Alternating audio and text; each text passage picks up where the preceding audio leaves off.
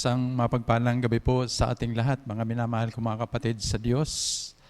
Muli na naman po, nandito tayo upang ating pong pagbulay-bulayan ang mga salita niya, na ito po ang nagsisilbing isang pagkain ng ating buhay espiritual.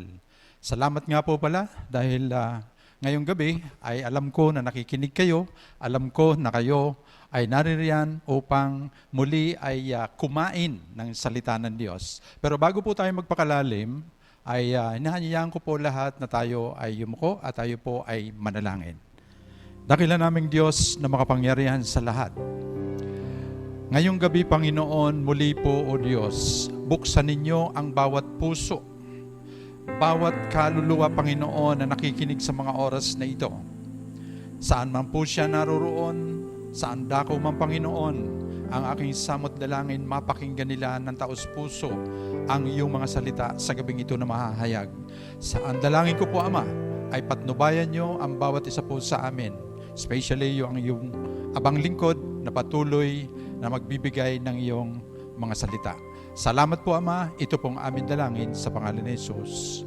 Amen. Ang ating pong tatalakayin ngayong gabi ay may kinalaman po sa isang magkaibigan. Kung naranasan na po ninyo, o kaya nararanasan po natin sa panahon ngayon, na yung isang kaibigan na ang sabi nga ay ito ay bihirang dumating. Bakit? Sapagkat kapag yung kaibigan mo ay tinulungan ka, sabi nila, meron daw dalawang uri ng kaibigan. Ang isang kaibigan ay isang fake at yung isa naman ay totoong kaibigan. So yung ating pong tatalakayin ngayong gabi ay merong pinamagatang a once in a lifetime friendship. O ulitin ko po, a once in a lifetime friendship. Kung ating pong titingnan, kanina sabi ko nga sa inyo, meron pong sinasabi na fake friend at meron naman totoong kaibigan. Ano po ba yung fake na friend? Kapag ikaw ay merong kaibigan na ang kanyang hangarin lamang kapag meron kang pera, kaibigan kanya. Kapag nakapagbibigay ka sa kanya ng tinatawag po nating pabor, kaibigan kanya. Kapag ikaw ay nakatulong sa kanya, kaibigan kanya. Ito po ay, kung totoo na ito ay kaibigan niya, ay napakasarap pakinggan po nun. Now, dumating dun sa punto, dumating yung pagkakataon na walang ka ng pera, na walang ka ng kagamitan. Ikaw ngayon ang nangailangan. Yung kaibigan mo'y hiningan mo ng tulong. At pagkatapos noon, sasabihin sa'yo, pare, pasensya ka na walang-wala ako ngayon Punta ka na naman doon sa isang kaibigan mo. Pare, sabi ko, pwede bang makahiram sa'yo dyan? Kasi walang-wala ako ngayon. Pasensya ka na, pare. Parehas tayo, walang-wala. Itong mga kaibigan na ito, napatunayan mo nung araw nung mayroon ka, siya ay lapit ng lapit sa iyo. Ito po ang tinatawag na fake friend. At ang pangalawa naman po, yung totoong kaibigan. Wala ka mang pera, wala ka mang pangangailangan, o kaya meron kang pangangailangan para sa kanya, siya po ay nakahandang dumamay para sa pangangailangan mo. Ito po ang tinatawag po natin na a once in a lifetime friendship. Bihira po makatagpo nito. Ang pag-uusapan po natin ngayon ay matatagpuan kay 1 Samuel chapter 18 verse 1 to 5. Ganito po yung sinasabi po rito. Nakita ni Jonathan si David matapos itong makipag-usap sa kanyang ama. At ito'y napamahal sa kanya tulad ng pagmamahal niya sa sarili. Mula noon hindi na pinauwi ni Saul si David. Dahil sa pagmamahal ni Jonathan kay David, isinumpa niya na sila'y magiging magkaibigan habang panahon. Ibinigay niya kay David ang kanyang balabal at kagamitang pandigma, pati ang kanyang tabak, pana at pamigkis. Nagtagumpay si David kahit saang labanan siya ipadala ni Saul. Kaya siya'y ginawa nitong puno ng mga kawal. Ang pagkataas niya sa tungkulin ay ikinagalak ng buong Israel mula sa pangkaraniwang mamamayan hanggang sa mga pinuno sa palasyo. Mga minamahal kong mga kapatid sa Diyos, si Jonathan at si David ay nagkaroon sila ng pagkakaibigan mula nung makilala at makita ni David o kaya ni Jonathan si David. Naalala po ba natin, nung pinatay ni David si Goliath, siya po ay teenager pa lamang po noon. Kung tutuusin ay batang paslit pa. Pero napatay niya ang dambuhalang kaaway niya na si Goliath. Doon humanga si Jonathan. Doon pati ang kanyang ama ay binigyan siya ng pansin. At ang sabi nung kanyang ama, kay Abner doon sa punong kawal ni Haring Saul, ang sabi niya, sino ba ang batang ito na pumatay kay Goliath? Sabi naman ni Abner sa kanya, hindi ko po kilala. Sabi nung kanyang hari, puntahan mo, alamin mo kung sino siya at kung taga saan siya. Nagkaroon po ng interes doon si Haring Saul kay David. At nung makausap na nga ni Haring Saul si David, doon humanga si Jonathan at hindi na po niya pinauwi ito. Ayon sa kasaysayan po, ang isa sa pinakamahirap na bahagi ng buhay ni David ay yung siya po ay mapalabang kay Goliath. Pero yun ang naging daan upang sila ay maging magkatalik o matalik na kaibigan ni Jonathan. At dahil po roon, ang ginawa po ni Jonathan ay talagang minahal niya ng gusto si David. Now, dito po sa pag-aaral po natin ngayong gabi, ay sabi po rito, it is a once in a lifetime friendship when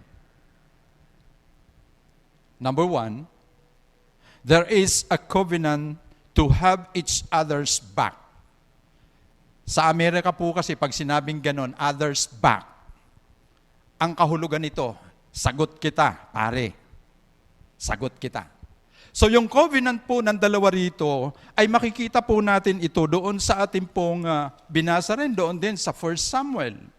At yung kanila pong sinabi rito, ang sabi po roon sa verse 8 ng chapter 20, sabi po rito, hiniling ko sa iyong tapatin mo ako alang-alang sa ating sumpaan sa harap ni Yahweh.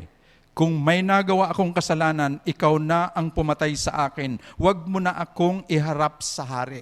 Dito po nung time na si David ay patuloy na pinagtatangkaang patayin ng ama ni Jonathan, ay nandun yung sitwasyon na si David po ay talagang patakbo-takbo. Kaya ngayon, tinanong ngayon ni David si Jonathan kung bakit ganon at nais niya akong patayin. Ang sabi po niya rito, kung doon sa covenant natin, sabi nga po roon sa verse 14 pa ng chapter 20, sabi sa verse 14, ay ganito po ang sinasabi,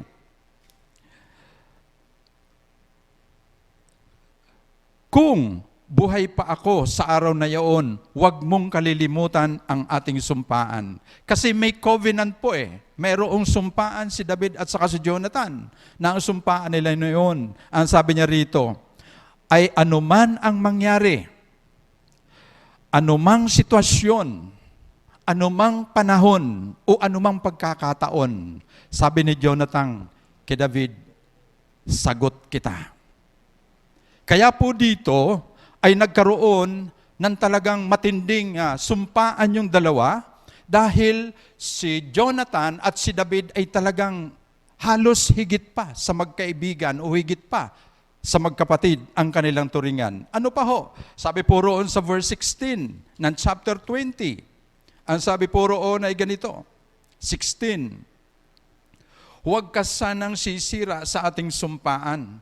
Parusahan ni Yahweh ang magtalusira sa ating dalawa. Antindi po Antindi ng kanilang pagkakaibigan. At doon pa sa verse 42, ang sabi pa po roon, pagkaraan ng ilang sandali, sinabi ni Jonathan, sige, lumakad ka na, samahan ka nawa ng Diyos, tulungan nawa tayo ni Yahweh at huwag masira ang ating sumpaan at manatili tayong magkaibigan habang panahon, pati ang ating mga magiging angkan. At naghiwalay silang dalawa. Si David ay papalayo, pauwi naman sa lungsod si Jonathan. Magkaibigan, higit pa sa magkapatid ang turingan dahil sa kanila pong sumpaan. Alam po ninyo mga kapatid, isa sa pinakamagandang kategorya ng buhay ng isang tao o kaya katangian ng buhay ng isang tao, yung merong isang salita. Kapag ito po ay nagawa po natin, tandaan po natin ito, matutuwa ang ating kausap. Kung minsan po, dahil sa ikaw ay merong isang salita, hindi mo kayang sirain yung sumpaan. Dito po ang nangyari kay Jonathan at kay David, yung sumpaan nila talagang matindi. Maaring meron pang blood compact, at yung blood compact nila na yun, ang siyang nagbigay sa kanila ng matinding samahan. At ito po yung tinatawag po natin na a once in a lifetime friendship. Bihira pong makakita ng tunay na kaibigan sa panahon ngayon. Lalo na sa panahon po ngayon, na ngayon ay panahon ng pandemic. Makikita po natin sa panahon ngayon, alam niyo mga kapatid, ang tunay na kaibigan dumadamay. Alam po ninyo, kakainin mo na lamang ay ibibigay po sa kanya. 100 piso na lang ang natitira sa kanyang wallet nung nilapitan ka, nung tunay mong kaibigan. Hindi mo matanggihan. Bakit? Pare, hati na tayo rito sa 100. 50-50 na tayo. Yan po ang tunay na magkaibigan. Merong sumpaan na hindi nila sinisira. Pangalawa po, it is a once in a lifetime when your love for your friend save his life. Mga minamahal ko mga kapatid sa Panginoon, tandaan po nating mabuti ito. Doon pa lang po sa verse 18, ang sabi po roon, o kaya doon sa chapter 18 na binasa ko kanina, nakita ni Jonathan si David matapos ito makipag-usap sa kanyang ama at ito'y napamahal sa kanya tulad ng pagmamahal niya sa sarili. Ang pag-ibig po ng isang magkaibigan ay nasusukat sa panahon ng kagipitan. At dahil si David ay nagigipit nung panahon na iyon, alam po ninyo, nakipag-negotiate si Jonathan sa kanyang ama dahil ang nagtatangka ng buhay ni David ay si Haring Saul. At dahil sa siya ay hari, naninimbang ng husto si Jonathan na anak na ni Haring Saul. At dahil mahal na mahal ni Jonathan si David, ay hindi niya magawang pag-awayin ng dalawa. Kaya po siya ay namagitan. Ayon sa kanya, sa pamagitan po doon, sa chapter 1, verse 19 po ng Samuel. Babasahin ko po ito mula chapter 19, verse 1 to 7. Sabi po rito, minsan nasabi ni Saul kay Jonathan na sa kanyang mga tauhan ang balak niyang pagpatay kay David. Mahal ni Jonathan si David, kaya sinabi niya rito ang balak ng kanyang ama. Pangalawa, ang sabi niya, binabalak kang patayin ng aking ama. Bukas ng umaga, magtago ka sa isang lugar. Yayayain ko naman ang aking ama sa may pinagtataguan mo at kakausapin kong tungkol sa iyo. Pagkatapos naming mag-usap, sasabihin ko agad sa iyo ang anumang sasabihin niya. Kinausap nga ni Jonathan ang kanyang ama tungkol kay David. Ama, bakit ibig niyong patayin si David, gayong wala namang ginagawang masama sa inyo? Hindi ba't pinakikinabangan ninyo siyang mabuti? Ipinain niya ang kanyang buhay nang harapin niya si Goliath at niloob naman ni Yahweh na magtagumpay siya para sa Israel. At alam ninyo ito at iyon pang ipinagdiwang at iyo pang ipinagdiwang. Bakit ninyo siya papatayin, gayong wala siyang kasalanan? Dahil dito, nagbago ang isip ni Saul. Alam po ninyo, mga minamahal ko mga kapatid sa Diyos, yung magkaibigan, si Jonathan at si David ay matalik na magkaibigan. Si Jonathan at ang kanyang ama na si Haring Saul ay sila'y mag-ama. Dito ngayon napapaloob, alin ba ang mas matimbang, ang dugo o yung kaibigan? Dito po, sariling dugo.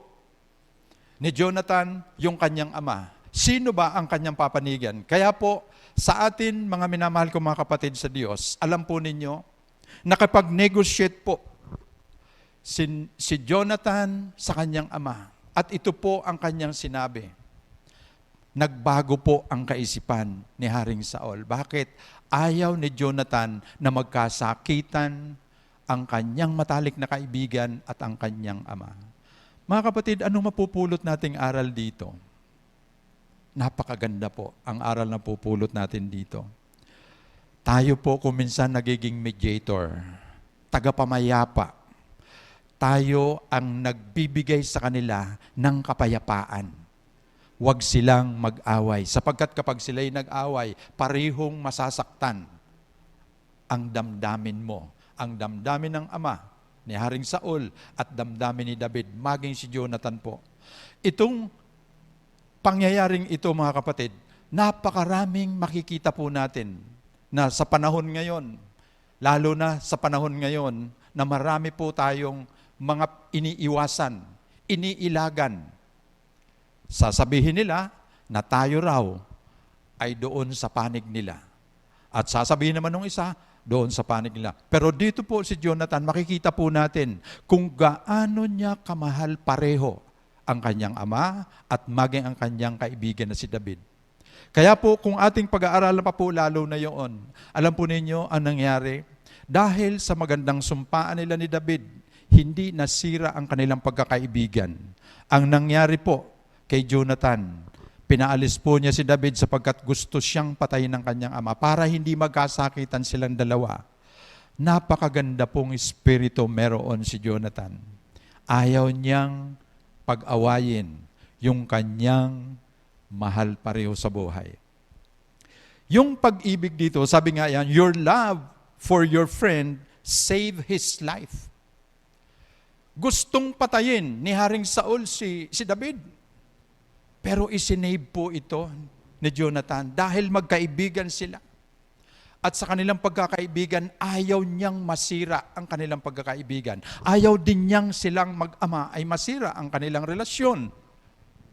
Ito po ay isang napakagandang aral po sa bawat isa sa atin. Na ito po ay dapat po nating tularan. Kapag may nag-aaway, dapat tayo po ay namamagitan. Huwag tayong sulsol. Kaya po, kapag ang kaibigan mo ay nakita mong totoong kaibigan, matalik mong kaibigan, may sumpaan kayo, tandaan po natin ito, mamahalin mo ang kaibigan na iyon. At nangyari nga po, ang pagiging magkaibigan ni David at ni Jonathan, hindi po nasira ito hanggang sa sila ay nagkahiwalay. Kung titingnan pa ho natin ang background ng istorya ng pamilya ni Jonathan, ito po ay minasakir ng mga Filisteo. At ito po ay namatay silang lahat. Walang natira. Wala pong natira. Lahat po ay namatay. Subalit, dahil sa si Jonathan ay namatay na, at si Haring Saul po ay buhay pa nung time na yon, hindi pa dumarating yung mga Filisteo para siya ay patayin. Alam po ninyo, nagsaksak sa sarili si Haring Saul, ayon sa kwento po ng banal na kasulatan. Yun po ang isa sa pinaka-background nung kwento ng dalawang magkaibigan na namatay po pareho ang mag-ama at pati mga kapatid ni Jonathan namatay lahat. At iyon po ang isa sa mga nakakalungkot na bahagi sa buhay ni David nang malaman niyang namatay na ang kanyang pinakamatalik na kaibigan. It is a once-in-a-lifetime friendship win. Pangatlo po, friendship turn to a family. Hindi po natin mapapasubalian yung dalawa eh.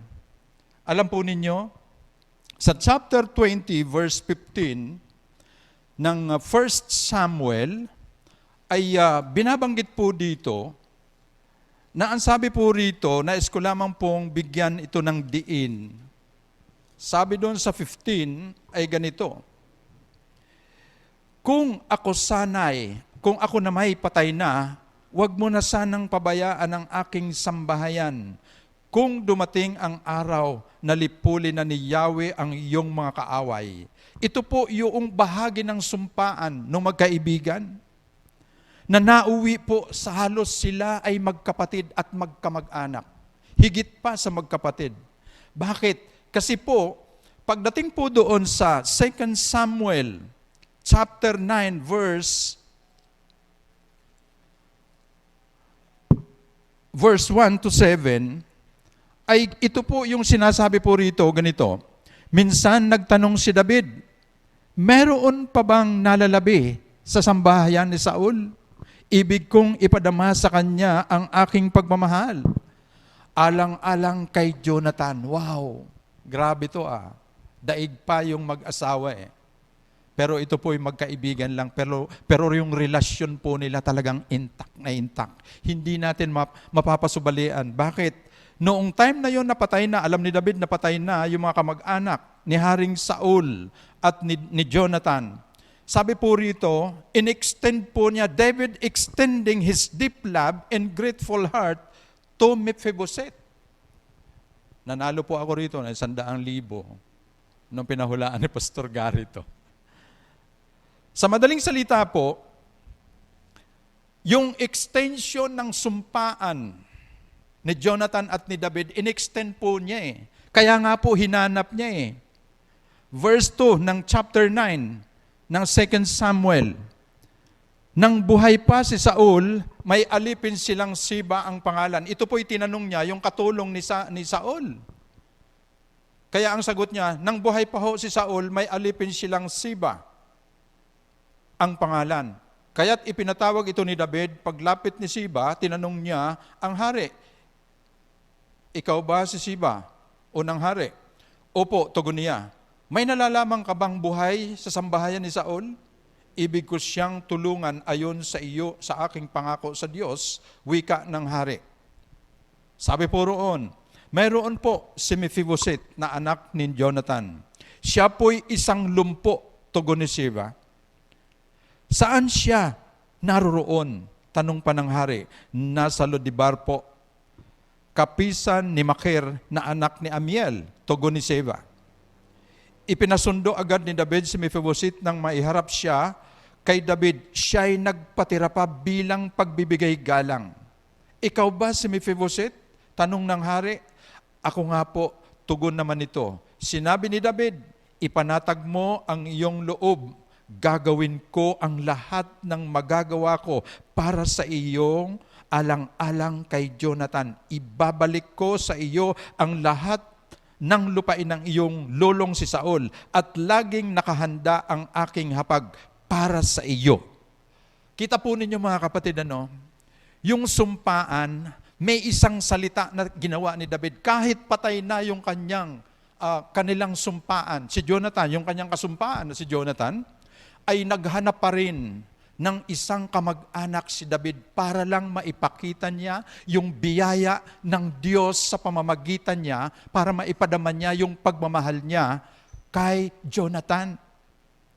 Si David po in-extend niya kay Mephibosheth yung kanyang pagmamahal. Dahil sa pagmamahal na yun, ibinalik lahat po ni David yung lupain na nakuha sa pamilya ni Haring Saul. Ibinalik po lahat. At ang isa po sa pinakamasarap po roon, si Mephibosheth ay kasamang kumakain ng hari sa hapag, doon sa hapag. At yun ang isa sa pinakamasarap pong bahagi.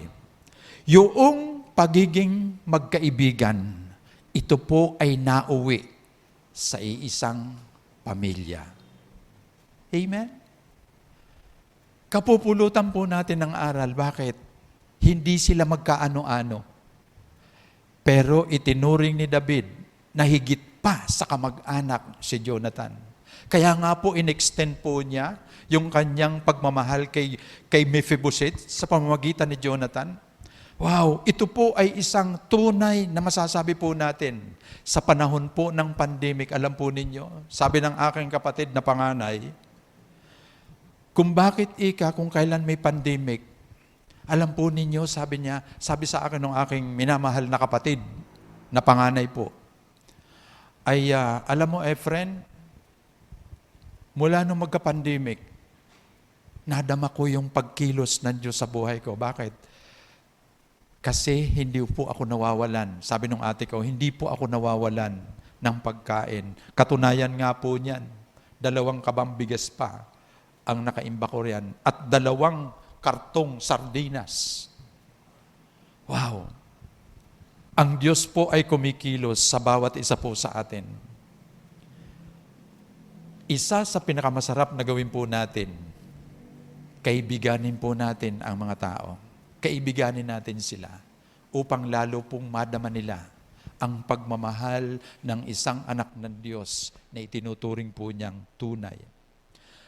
Ngayong hapon, sabi ko nga, a once-in-a-lifetime friendship, there is a covenant to have each other's back. It is a once-in-a-lifetime friendship when your love for your friends save his life.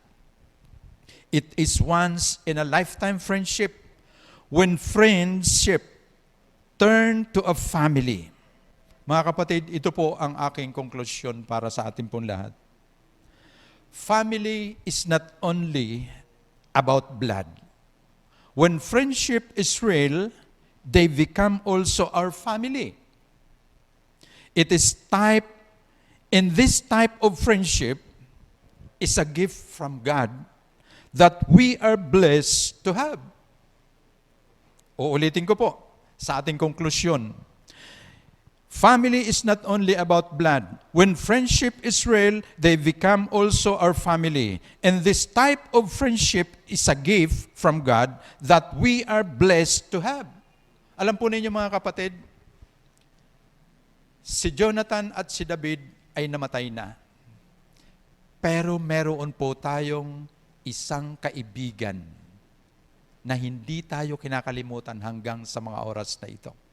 Sino po yun?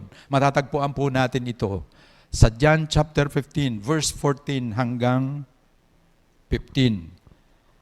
Sandali lamang po at ito po ay babasahin ko po sa atin po. Alang-alang po sa kaalaman po ng lahat. Kayo'y mga kaibigan ko. Ito po yung sinabi ni Jesus Christ po. Kayo'y mga kaibigan ko. Kung tinutupad ninyo ang mga utos ko, hindi ko na kayo inaaring alipin sapagkat hindi alam ng alipin ang ginagawa ng kanyang Panginoon. Sa halip, inaari ko kayong mga kaibigan sapagkat sinasabi sa inyo ang lahat ng narinig ko sa aking Ama. Si Joseph o kaya si David po at si Jonathan nakaraan na po. Isa na lamang salamin siya sa atin na masasabi natin, bakit nalathala ito sa banal na kasulatan? Nalathala po ito upang tularan po natin yung pagiging magkaibigan nila. Pero sila po ay wala na.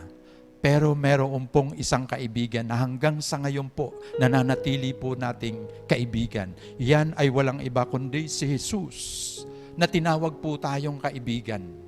Siya yung namatay sa krus dahil sa pagmamahal niya sa atin. Yang kanyang covenant sa atin, tayo ay iligtas. At si Jesus ang siyang haligi ng ating pagiging magkaibigan. Siya po ang nagpasimula nito. Kaya mga minamahal ko mga kapatid sa Diyos, tandaan po natin, si Jesus ang tunay na kaibigan po natin. Marami pong salamat at isang magandang gabi po sa ating lahat. Inaanyayahan ko po na tayong lahat ay pumikit at tayo po ay manalangin. Dakilang Diyos na makapangyarihan sa lahat. Alam namin, Panginoon, na kami po ay maraming kaibigan. At higit sa lahat, Panginoon, kayo po ay isa sa mga nagbigay po sa amin ng assurance na kami po ay tinawag mong kaibigan. Kaibigan mo kami, Panginoon. Kayo po ang siyang laging nag-aalaga sa amin, nag-iingat sa amin, at nagbibigay sa amin ng aming pangangailangan. Salamat po, Panginoong Hesus. Pagpalain po ninyo ang bawat nakikinig sa mga oras na ito. Saan man po siya naroroon, siya man ay nasa ibang bansa, pagpalain po ninyo sila, Panginoon. Ito pong aming dalangin sa pangalan ni Jesus. Amen and amen.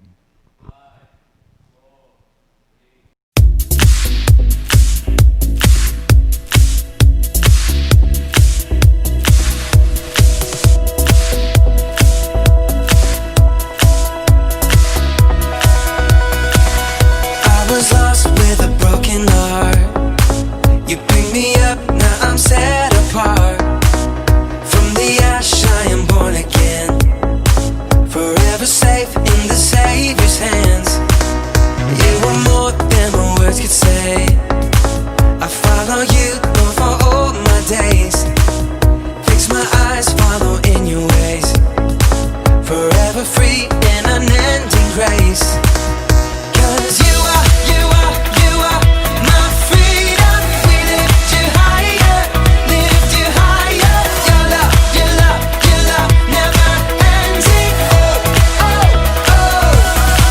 You are alive in us. Nothing can take your place. You are all we need. Your love has set us free. Oh, oh, oh.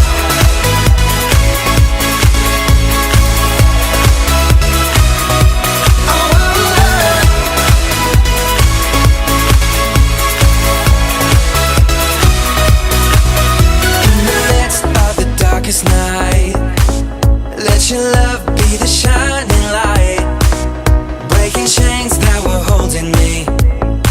You sent your son down to set me free. Everything of this world will fade. I'm pressing on till I see